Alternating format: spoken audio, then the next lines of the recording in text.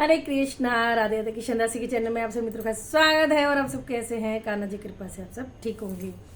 आज है षटतिला एकादशी। षटतिला एकादशी सब मित्रों को ढेर सारी बहुत सारी बधाई हो। चलिए जी, कथा शुरू करते हैं, वीडियो स्टार्ट करते हैं। पसंद आ जाए तो लाइक शेयर कमेंट जरूर से करना, ठीक है जी। तो आप हाथ में तुलसी पत्ता ले सकते हैं, तिल ले सकते हैं, फूल ले सकते हैं, और जब कथा हो जाएगी उसके बाद श्री हरि के चरणों में अर्पित कर सकते हैं, ठीक है जी।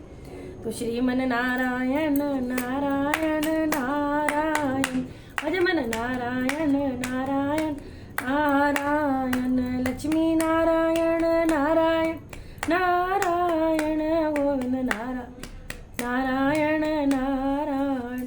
बोलो लक्ष्मीनारायण भगवान के, श्री हरि विष्णु भगवान की जय।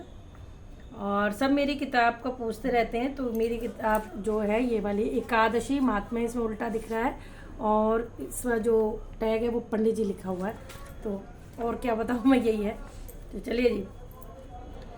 युधिष्ठिर ने पूछा, जगन्नाथ, माघ मास के कृष्ण पक्ष में कौन सी एकादशी होती है, उसके लिए कैसी विधि है, तथा उसका फल क्या है? महाप्रभु कृपा करके सब बताइए।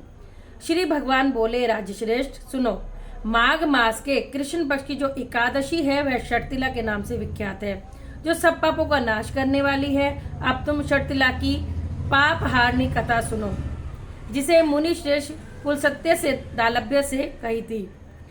एक समय दालभ्य ऋषि ने पुलसत्य ऋषि से पूछा, हे ब्राह्मण, मनुष्य मृत्यु लोक में ब्रह्म हत्या आदि महान पाप, दूसरे के धन की चोरी, दूसरे की उन्नति देखकर ईर्ष्या आदि करते हैं, परंतु फिर भी वे नरक नहीं जाते, इसका क्या कारण है?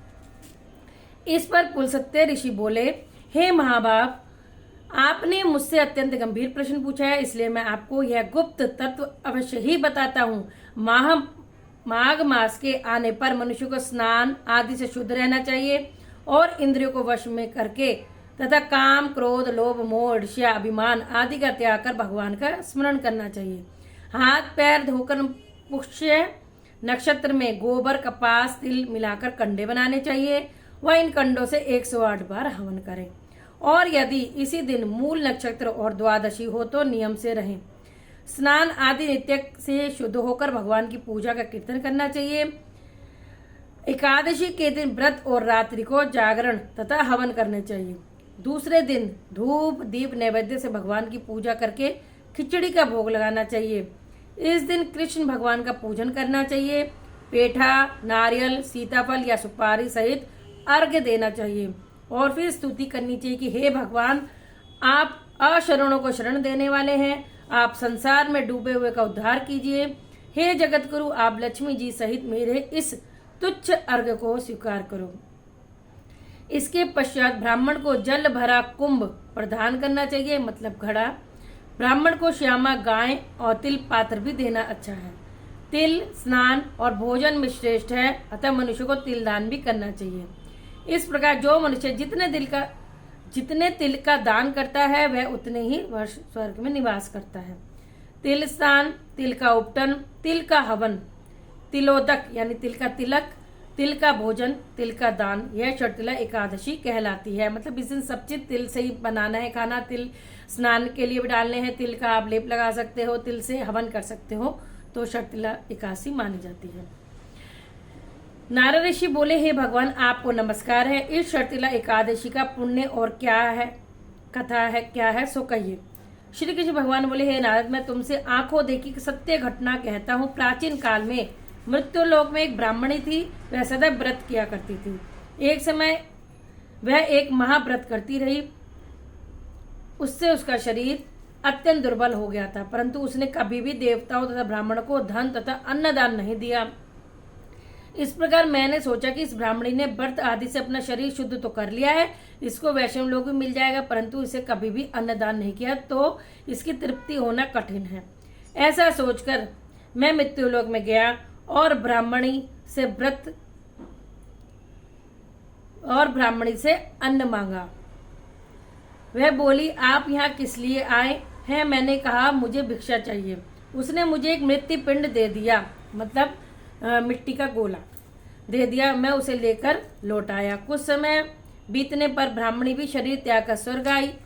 मृत्यु पिंड के प्रभाव से उसे एक आत्मग्रह मिला, परंतु अपने को वस्तु से शून्य पाया। मतलब घर तो मिल गया बहुत सुंदर, लेकिन उसमें कोई भी सामान नहीं था किसी भी चीज का।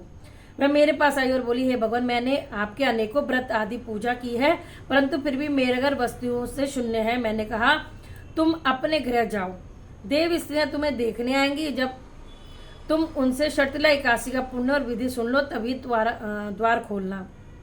भगवान के वचन सुनकर वे अपने घर को गई, और जब देव स्त्रियां आकर द्वार खुलवाने लगी तब ब्राह्मणी बोली कि यदि आप मुझे देखने आई हैं तो शर्तिला एकादशी का महात्म्य कहिए।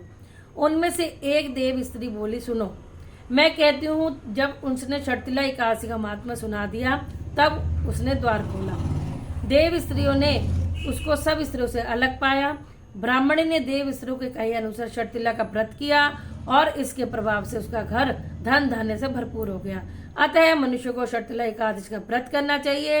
इससे मनुष्य को जन्म जन्म में आरोग्यता प्राप्त होती है और दरिद्रता नष्ट हो जाती है। इस व्रत से मनुष्य के समस्त पाप नष्ट हो जाते हैं। तो बोलो श्री हरि विष्णु भगवान की जय। श्रीमन नारायण नारायण नारायण, भजमन नारायण नारायण, लक्ष्मी नारायण नारायण नारायण, गोविंद नारायण नारायण नारायण। बोलो श्री हरि लक्ष्मी मैया की जय, श्री हरि विष्णु भगवान की जय। अब सभी एकादशियों के नाम ले लेते हैं। उत्पन्ना एकादशी, मोक्षदा एकादशी, सफला एकादशी, पुत्रदा एकादशी जो आज है, शर्तिला एकादशी, और जो अगली आएगी वो जय है। जय एकादशी, विजय एकादशी, आमल की एकादशी, पापमोचनी एकादशी, कामदा एकादशी, भरुथनी एकादशी, मोहिनी एकादशी, अपरा एकादशी, निर्जला एकादशी, योगिनी एकादशी, देवशनी एकादशी, कामिका एकादशी, पुत्रदा एकादशी, अजय एकादशी, परिवर्तनी एकादशी, इंदिरा एकादशी, पापानुकुंश एकादशी, रमा एकादशी, प्रमोदनी एकादशी, पद्मनी एकादशी और परमा एकादशी। तो आशा करती हूँ आपको अच्छी लगी होगी कथा। और शर्तिला यानी तिल का ही आपको दान करना है, बहुत महत्व माना जाता है और सब चीज़ वीडियो में बताई दी है, तो ज़रूर से आप गौर करना और ज़्यादा अच्छी लगे तो शेयर भी करना। जय श्री राधे।